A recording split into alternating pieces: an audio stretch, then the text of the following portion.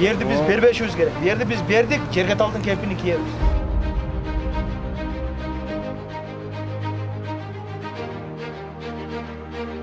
Mingden aşık eldi qoptu avalga qaltırıp, uyga tajiktar kirip atqanda жасым жатқан Жеңіс Парпиевке неме қорғап отырсыздар.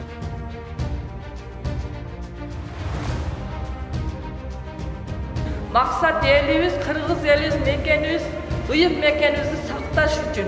Мен келгенде мына жерде айыл жоқ еді. Bir қылда илеп кетеділер кечесі. Әптен жерде айыл болды. Мына Құдайға шүкір. Құдайға шүкір айыл болды. Ол сен мысалдан демейсің ба? Мына тәжіктардың көріп азырап кетсең ғана үйден жатады мына астында қойды. Әрбір үйде жетіден мысалдар бар екен. Қаншытасыздар? Біз бүгін депутаттар менен чоң емеге келдік еле Баткен областына. Анан эртең бір мыйзамды талкуулап, чаккан орто бизнестин өкүлдөрү менен жолугушуп, андан ары биздин коллегаларыбыз кетишти, анан мен бүгүн 1-2 күн биякта лейлек толуп кетейин деп анан бияка салдым. Программадан сырткары эле. Келип анан сиздерден кабар алып учурашып өтөлү деген биякталардын баарын өрдөктүн өзү чөлдө болсо да көзү көлдө дейт го. Андай болгондо биз баарыбыз кейип карап турабыз, эми бирок кичине стабилдүү болуп тынчыраак болуп калса эле кайра таштап атмайбыз бар да биздин. Өзүчө болсо көңүл бирок алып. Ошон үчүн анан бул экелер лейлекте эмеде Кулунду да депутаттар, Катыраңда, Кулунду да ошо местный кеңеште лейлекте. Ошол менен барып келдик. Анан лейлекке баратан сиздер менен да бир учурашып өтөлү деген ой менен токтоп калдым. Рахмат. Ошо коллегаларды ham бардыгын ала көбөпсүз окшойгон. Бурдагы келип, убада өрүп кеткен Төрөбаев, Табалды Тиллаев, Айнуру Алтыбаева Қана шолор сурады селерди деп айтып коюңулар. Анан сизге комиссия азыр иштеп атыптыр, ошо комиссиянын жыйынтыгы чыгып чечимдер кабыл алгандан кийин биз дагы кичине аякта трибунада анча-мынча сүйлөгөндө эми ошого барып келдим деп айткан жакшы да. Анан аякта туруп алып эле божомолдоп соксоң болбойт. Бул эме маселе. Сөзүңүздү бөлсөгөн ушунча элди заставага жашынып алып 2000ден ашык элди кооптуу абалга калтырып, үйгө тажиктар кирип атканда жасым жаткан Жеңиш Парпиевке неме коргоп атыңыздар. Даже сурабадыңыздар ам. Кийинки тополоңдо немеде жатып алып, өзүбүздүн элди 40-50 баланы милицияларга аттырып, жарадар кылып таштады. Эчкимиңиздер кабар албадыңыздар. Даже сурабам койбодуңуздар. Спикериңиздерге чейин чыктым. Кегиле мына ушинтип атат. Ошо элдин атынан Жеңиш Парпиевке иш козгобосоңуздар биз мен немеге чейин айткам, президентке чейин кайрылгам. Келип охранасы менен мына элден сураң, мени жалган айтты десеңиз. Заставага кирип жашынып алып, беттен тажиктер үйгө чейин басып кирип атканда чыкпай жаткан немеде. Дагы ону вице кылып көтөрүп жүрөсүздөр. Депутаттарымыздарам келіп убаданы беріп, еч сөзді атқарған жоқ, келген жоқ. Қана ошо Тиллаев, келсін ошо жерге. Ошо сиздерге биринчи болгондо токтомду көрсөтөм мен деп. Зулпухаров, қана ошолор. Кысай менен тажиктер биринчи тополоң болгондо токтомду бизге көрсөтпөй кетти. Мен аяктан көрсөтөм деп. Бардык Жеңиш Парпиев жолдогу постторду дагы алдырып, бардык жокту тажиктерге мана деп ачып берип койду. Ошо токтомдо не деп кол коюлган? Тажиктер азыр мына көпүрүбүздү талашып атат. Жарымы биздики деп. Жаңы бияка өткөнбү? Неге десе Жеңиш Парпиев ушинтип токтомго кол койгон деп. Ошол токтомду сиздерге көрсөтпөгөн бизге көрсөтөт. Бул эми мамлекеттик сыр деп силер саясатчысыңар. Бир жерде болсо бир жерге чыгып сүйлөп экелдин эмесине зыян тийгизесиңер деп бизди дагы аябай эметпеди да. Жок, ошондо өзүнү тажиктин агенти дегенде ham сиздерге жооп бербей жабык ашык деп туруп алдыбы? Жок, ал сөз болду. Тажиктин агенттиги стоп. Органдар баары текшерди. Бир дагы эме далилленген жок деп айтты. А бетте жашынганы далил эмеспи? Заставада губернатор экөө охраналары менен кирип мынтыктарны кайдып элге көздөп жатып алганы далил эмеспи сиздерге? Ошондой адам эл башыга иштешке немеге акысы барбы? Мен өзүм катуу сындадым чындаса. Охраналарını koyup koyganda ham tajiklar atalmaydılar. Şu özünü korugan охраналарını grançaga koyup koyganda ham atalmaydılar. Bizden elde 40-50 balanı attırdı. Videodan körüңүздөр meni. Bardığıga, zam ministriga çeyin barsak, biz prikaz bergenimiz yok, jokorttan berdi dep, ayt desek aytmaydı. Özü şu nemede jattı var. Bular dalil emes mi sizlerge? Жеке мен айттым. Жеке мен катуу айттым аябай эле. Бул киши даже кетиш керек деп айттым. Не кармап атасың аны? Себебim шайлоодо иштеп берсе болду. Башка Ahmetxanı Abdülgaziyev kelgende ham mana, bette ham ayttık. Siz ayttыңыз окшойт го. Prezident kelgende, Batkende nemede ham turup ayttım ben. Nemede. Ооба, көрдүм. Былтыр карайбыз дейт hiç неме чыгарбайды. Bu кандай мамлекет, кандай закон, кандай неме болду. Жеңиш Разаков боюнча. Жеңиш Разаковго элдин наразылыгы бар экен да Сакетте. Kelsin, özü kelsin bizden aldığımızda. Kelip joluksun. Ayta turgan sözlü betiga aytıp bolaydı. Bizden neme hazır keçe baştaldı o delimitatsiya boyunca. Переговорлар уктуңуздар? Bardık yoktu açıp taşlagandan keyin ne gereği var? Yo, men uksanız keçe baştaldı uktуңуздарбы? Otamı bardım. Азыр Жеңиш Разаков başı deken delimitatsiya komissiyanın төрагасы ошол экен. Şambede joluguşudagını YouTube'da gördünüz mü? Tajiklar atırılıp bağırıp söylep oturat. Cengiz partiyesiniz, жерди karap oturat, biri o söz söylegen yok. Ben osonday kişiler Kırgızstan'a kuyuyor, Çeçe çegaranı. Ondan başka kişini kılış gerek de komisyanın töregaсын. Yemene onu kılganbız onda бүттү да onda. Өзүмүздө кеңешчилик Чегара маселеси ошондан бери эме болуп келатат. Ого чейинделе болгон го эле киш. Бая комиссиянын составы. 2014-13 жылдан бери мана канча сүрөт? 13 жылдан бeri 6 жылдан beri 1 метр дагы чегара чечилген жок да. Kiremenin misli. Tajiklar bazdın жоғырып бүтүрүп атат. Биздин эме комиссиянын мындайча айтканда 1 грамм дагы алеге баягы элдин пайдасыга чечкен эмес жок да. Ошондуктан баягы эл ошо нааразы болуп атат. Азыр бүгүнкү күндө комиссиянын составын толугу менен өзгөртүш керек да. Ол эмес. Өзүбүздүн Agroddu tosturbaydı. Kelip bardığı başvarıp alıp tokto kurbağın emez. Tajikler bardığı işini bitirdi. Ana bizden narazıçılıklardı. Daştan Arsızbegoviç'e bardığıga jetkilimiz ol. Zulpukharovga, odan arkana, Kavarağanın arkana. Surap atardı kendisilerden. Kıladırman Allah'ın koşukları İskender Sultanları komisyona kirgisi gerek değil mi? Bir kere bir kirgi kuyumu ben de koyup alıp bir kere yendi ona kılayarak olmayacak mı? Martdagi to'polondan keyin kelib protokolga qo'l qo'yildi, shularni ochdi.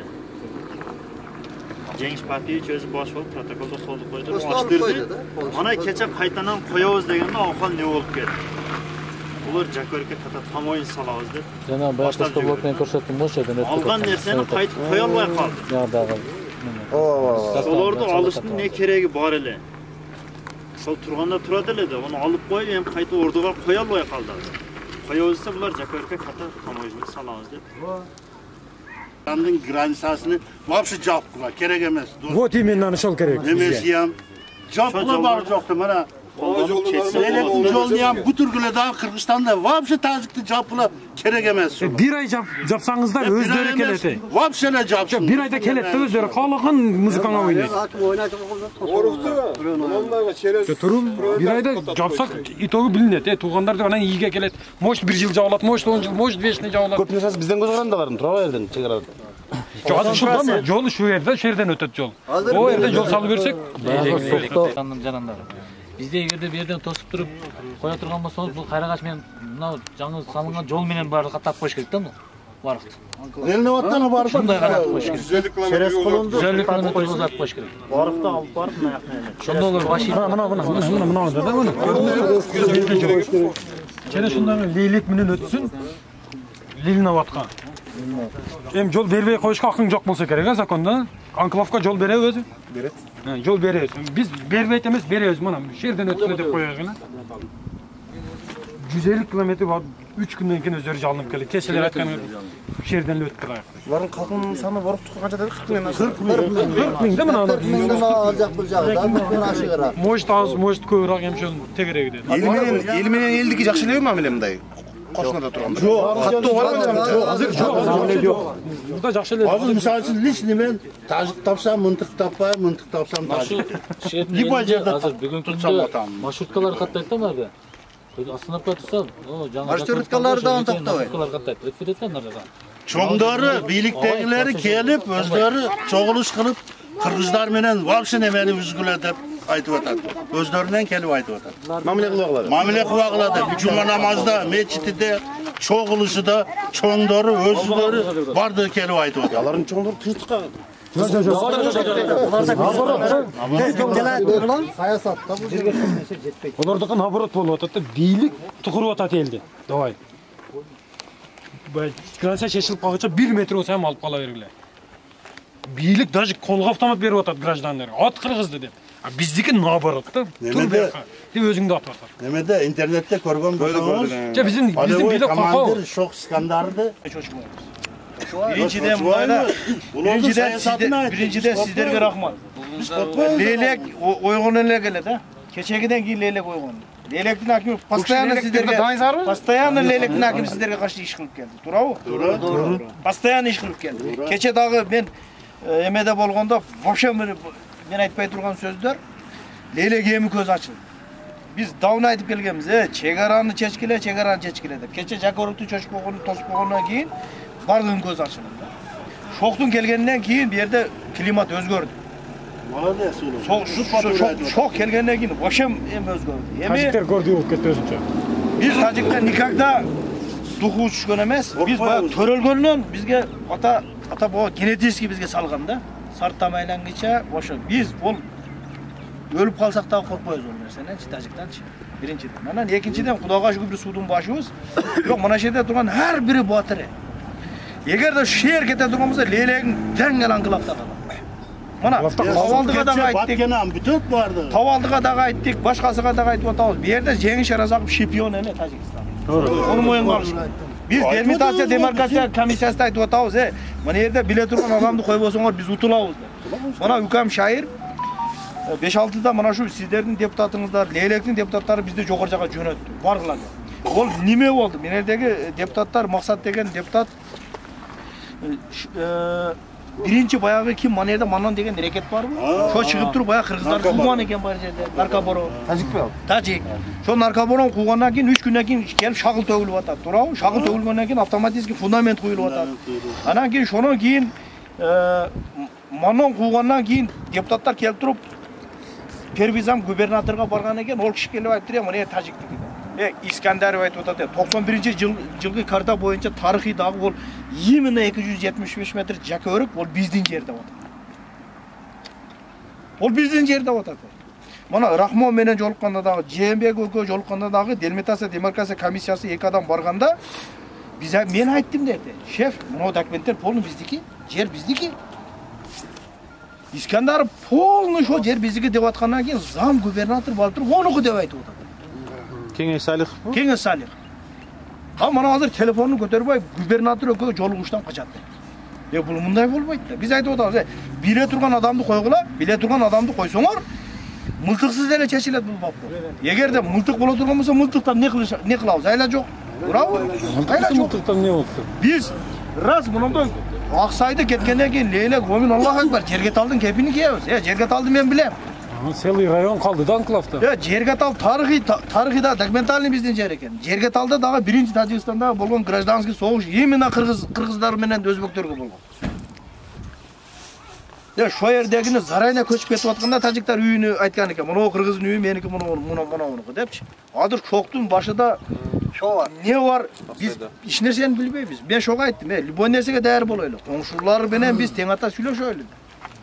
Иш козгоду. Мен иш козгондон коркпойм, вообщемчи. Туугандар, сиздер батырсыздар. Биз Лейлек мына ошо Жакөрүктөн кийин көзүбүздү ачылды. Биз айтып келдик. Акимге дагы мен айта турган сөзүм бар. Мен ол киши менен любой жерде сүйлөшөм. Бирок азыр бир жакадан баш бир жеңинен кол чыгарып, Жеңиш Шаразаковду алдырыш керек. Курманбай аканы алып келбесек иш шатак. Биз утулабыз, позиционный жерден утулуп калабыз биз. Кече мына мен сиздерге айтып коеюн. Лейлекте бизге аким отчет берди. Именно Лейлектин баягы жерлери боюнча. Буларчы такталган эле жерде такталбаган деп айтып атат экен. Бул биздин жерлер. Ондо боло турган болсо биз армияны неге кармайбыз? Ондо бизге президенттин эмне кереги бар? Ондо бизге бийликтин эмне кереги бар? Ондо бизди Тажикстанга эле берсин ондо. Эч бул керек эмес экен да бул жерлер. Биздин тең ата сүйлөшө албаса, башка кыла албаса, элдер айтып атат чемпион деп. Анан бир бүтүндөй бир 200 000 халкы бар. 2 районду, 1,5 районду ушинтип ушул кепиге койгонуга эми таң каласың да.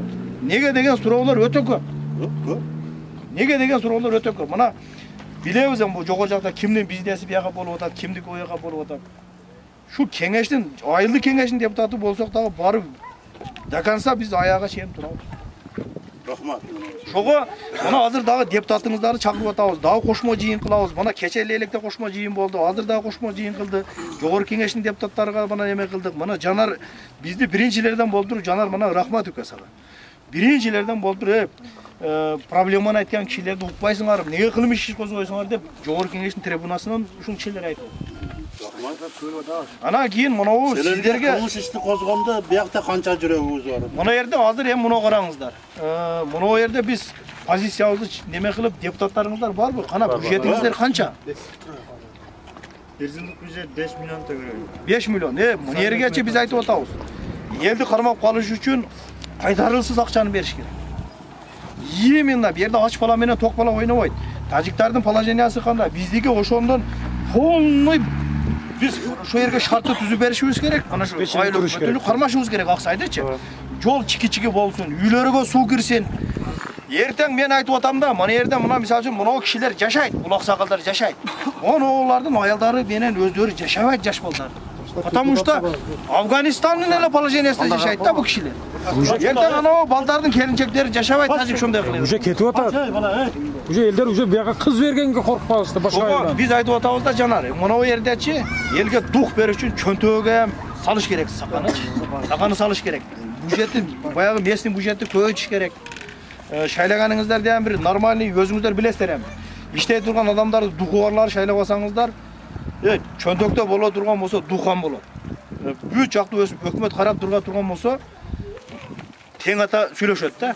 Зоодун башыга чыга турган болсо сиздер дагы чыгышыңызга туура келет. Башка айла жок. Келген кылган үчүн биринчиден рахмат. Мына инем айткан болуп атат азыр бизде мына элдин баягы немесин билдиңиз кандай болуп атканын. Бай протокол токтом деп атпайбы көрсөтүлбөдү. Коридор деген сөз бар да. Азыр эми аяктан объездной жол бар курулган. Именно Тажик өтсүн, Бакай биздин айылдарга деген бир жол курулуп атат азыр. Асфальттанат жакын күндөрдө. Ошонун эки четине биз элге участок бергенбиз да. Азыр эми элдин кичине колу жукалык кылып атат. Ошон үчүн баягы айткандай бир кайтарымсыз немени карап берсеңиз. Көп жылдык сууда болот эле илгери бергени. Бир 10-15 жыл, 10 жылдык. Ошондо эл тегиз немени салып жүгөргөндө үйлөрдө баягы кылган жолдагы айылдын ортосунда калып кетет да. Эми ошондо коридор деген эл гыжалат да, азыр көрүп атасың элдин маанайын түшүнүп турасың. Сүйлөгөнүбүз ошол бир кулак ушу границада турат да. Дагы не болду, не жок, каякта оякта чыкты, биякта чыкты. Күнүгө бир неме бар. Мындай айтканда приключение бар да бетте. Бир себеп чыгып атат. Бул бияк өздөрү немени провокация кылып бирдемени чыгарат.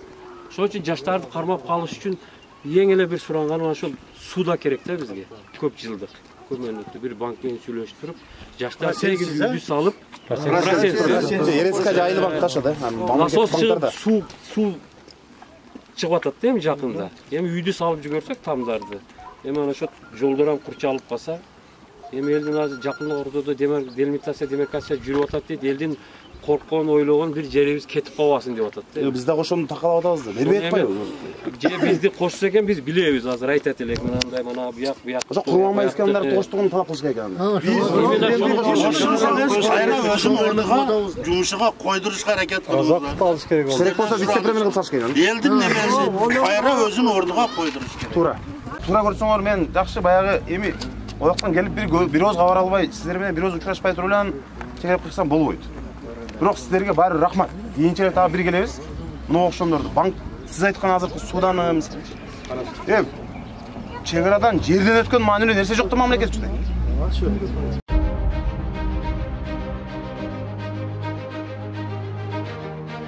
Yerdi biz berbeşimiz gerek. Yerdi biz berdik, Cerget Altın kepini kiyeriz.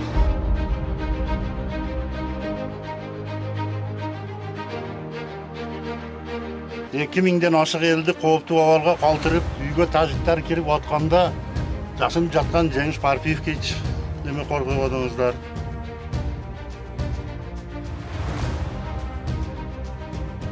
Мақсат еліміз, қырғыз еліміз, мекеніміз, ұйып мекенімізді сақташ үшін. Мен келгенде мына жерде айыл жоқ еді.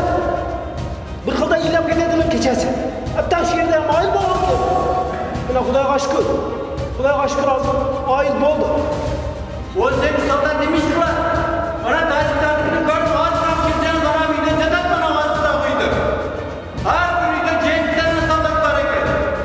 Біз мына Баткен облысына болған сапарыбызды Лейлек районында болғандық. Мен ушул буга чейинки шекарада ар кандай окуялар кайталанып жаткан Аксай айылына бардым. Аксай тамдык жолу менен тааныштым. Курулуп аткан. Андан сырткары ушул чек-аралаш Максат айылына бардык. Бир нече жерде биз эл менен жолугуштук. Абдан олуттуу маселелерди койду эл. Ушул өздөрүнүн күтүп атканын, өкмөт чечкиндүү кадамдарга бара албай атканын, абдан оор маселелерди айтышты. Биз ошонун баарын угуп, элден кабар алып, сүйлөшүп, ушу колубуздан келишинче аракет кыларыбызды айттык. Эми мына баш аягы бир 60ка жакын маселени боюнча бизге табышташты. Бирок биз албетте анын баардыгын чечүү мүмкүн эмес экенин ошол эле учурда колубуздан ушунун арасынан бир нече пайызын чечүүгө мүмкүн болоорун айттык. Сөзсүз түрдө ушул өзүбүздүн интернет баракчаларыбыз аркылуу эмне чечилди? Мисалы айылдарга психолог жиберүү, столба, электр сымдары, компьютер сыяктуу маселелерди булар чечкенге болот. Бирок ошондой эле мына чек арадагы маселелер, кадр саясаты, пайызсыз кредиттер, таза суу сыяктуу эми чек арада бүт инфраструктураны оңдоп, ушул биз чек арага абдан маани беришибиз керек экенин мен дагы айттым. Биз бул биринчи кезекте чек аралаш айылдарда тынбай кабар алып, ошол жерде биздин инфратүзүмдү оңдоп, социалдык объекттерди куруп, элге баардык жагынан шарттарды түзүшүбүз керек.